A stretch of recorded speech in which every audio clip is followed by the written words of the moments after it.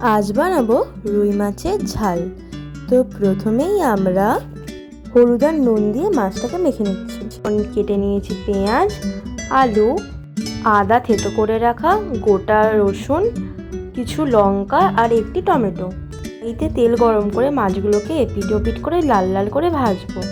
তারপর আলুগুলোকে হলুদ দিয়ে মাখিয়ে নেব। কড়াইতে লাল লাল করে মাছগুলো প্রায় ভাজা হয়েই গেছে। এবার একটা একটা করে মাছ একটি বাটিতে তুলে নেব। ওই তেলের মধ্যেই দিয়ে দিচ্ছি সাদা জিরে, তেজপাতা আর গোটা দারচিনি। সেটি ভালো করে গরম হয়ে গেলে একটু এদিক ওদিক করেই দিয়ে দেব ওই হলুদ আর নুন মাখানো আলুগুলো। তারপর খুন্তিতে একটু এপিট ওপিট করে নেব। ওইদিকে শুকনো লঙ্কা আর সাদা জিরে একটু মিক্সার গ্রাইন্ডারে পেস্ট করে নেব। এবার আলুগুলো 70% সেদ্ধ হয়ে গেলে হালকা লাল লাল চলে এলেই দিয়ে দেবো ওর মধ্যে পেঁয়াজ কুচিগুলো। সেটা দিয়ে আস্তে আস্তে নাড়তে থাকবো।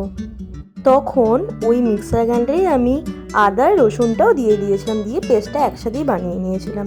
আর এদিকে চপারে টমেটো কুচিটাও করে নেব। তারপর আদা রসুনের পেস্টটা দিয়ে ভালো করে লো ফ্লেমে এদিক ওদিক করে নাড়তে থাকবো, যাতে মশলাটা যেন কড়াইতে ধরে না যায়। তারপরে দিয়ে দেবো শুকনো লঙ্কা গুঁড়ো আর হলুদ গুঁড়ো। সেটা দিয়ে 1 থেকে 2 মিনিট লো ফ্লেমে এপিট ওপিট করে নাড়তে থাকবো, যাতে ধরে না যায়। হালকা একটা গন্ধ বেরিয়ে যাবার পরই আমি দিয়ে দেবো কেটে রাখা কাঁচা লঙ্কা। হালকা এপিট ওপিট করে দিয়ে দিচ্ছি ওই টমেটো কুচিটা, দিয়ে একটু এদিক ওদিক করে 2 থেকে 3 মিনিট লো ফ্লেমে নাড়তে থাকবো, যাতে ওই কাঁচা গন্ধটা টমেটো চলে যায়। এরকমভাবে 2-3 মিনিট নাড়াচাড়া দেওয়ার পরই দেখবেন একটা খুব সুন্দর গন্ধ ছেড়ে দিয়েছে।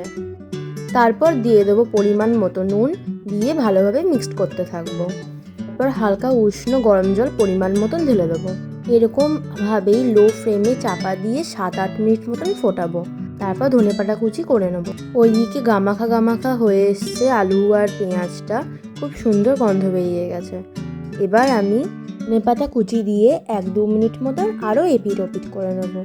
তারপরই দিয়ে দিচ্ছি ভেজে রাখা মাছগুলো লো ফ্লেমে, আর 1 মিনিট মতন এপিট ওপিট করে নেবো।